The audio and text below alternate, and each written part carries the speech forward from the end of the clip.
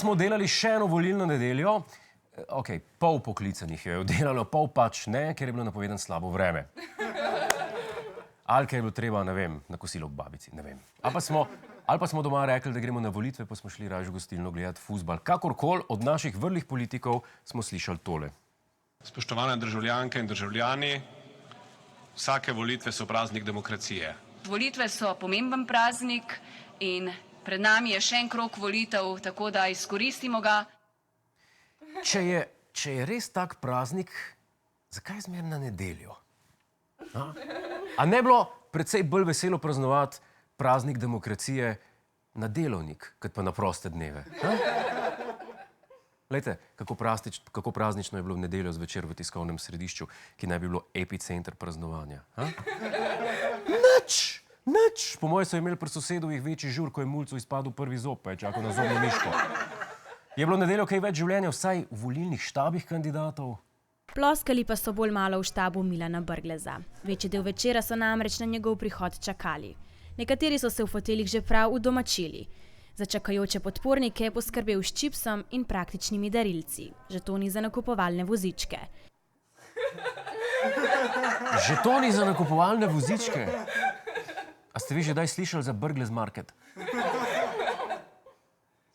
A so imeli tudi plastične etuje za kartice, pa nakupovalne vrečke z recikliranega papirja?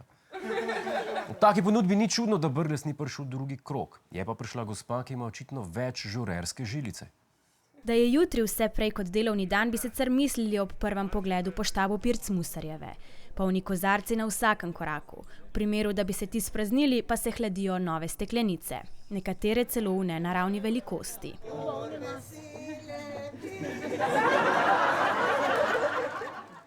To je pa že bolj prazniku podobno. Nataša Pirc Musar, zagamana feministka, stroga ženska, v bistvu po pesmi sodeč daril kekec. Ampak spije pa očitno ga. In kakšno zabavo za podpornike in novinarje pripravil zmagovalec prvega kroga? Pogledovanje na uro pa tukaj v štabu, kjer so javnomnenjske ankete kazale najbolje, ni pomenilo čakanje na rezultate, temveč čakanje na prihod Janeza Janše. Gospod Janša, da ima lahko uživo, še gradke izjavo, dobro večer. A podobno kot Brglez je tudi Janša brez besed odhitel v tako imenovano tretjo sobo. Prostor, kjer so bili za zaprtimi vrati cel večer skriti pred očmi javnosti. A novinarje niso spustili v zasebno sobo. Okay. Zdaj, mogoče so se bali, da jim bojo vse pojedli pa popili. Ali pa so hoteli oni pa pametno skriti, da so tudi pri njim podpornikom delili žetone za nakupovalne vozičke. Nikoli ne bomo vedeli, nikoli. Je pa verjetno marsikoga, ki je čakal pred vrati, oziroma pred zaprtimi vrati, razveselil prihod neuradne mis parlamenta pred kamere. Dajmo pogledati, kaj je o Anžetu Logarju povedala poslanka Eva Irgl. Obenem pa lahko rečem, da sva z Anžetom že vrsto let politična sopotnika, da sva si večkrat tudi pomagala v kakšnih stvareh, sva pa tudi zelo dobra prijatelja.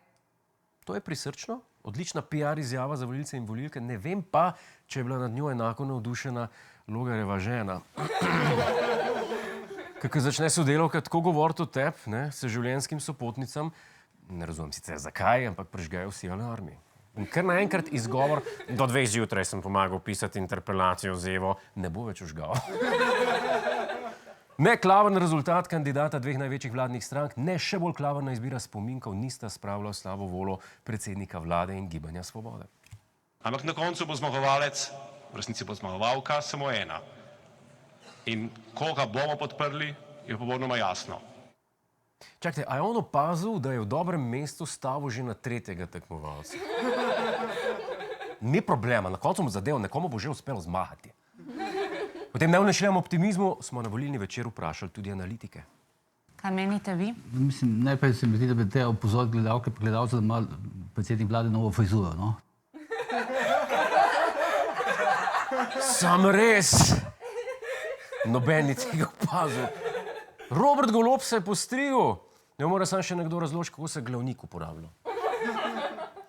Čeprav mislim, da bi se ga težko navadil za eno tako predsedniško frizuro pravo. Smo pa v naši volilni oddaji slišali še nekaj tehtnih analiz. Veste, Milan Brglez ni Golob. In Anže Logar ni Janez Janša. A to tudi pomeni, da Putin ni Brežnjev? Biden ni Obama. A to ste vedeli? Brglez ni Golob, Logar ni Janša. Čeprav sta si slednja mogoče malo podobna. Brglez in Golob pa niti slučajno. Tudi, če bi Brglez imel lase. In veste kaj? A ste vedeli, da je Golob celo pol leta starejši od Brgleza? Niste, ne? Res. In kako bi lahko to vplivalo na drugi krog volitev? Ker roko na srce tudi Nataša Pirc-Musar ni Megan Fox. Ne vem, če ste vedeli to. Hej, preden greš, klikni tukaj in se naroči na naš YouTube kanal. Imamo pa tudi TikTok, Instagram in Facebook. Tako da le urno.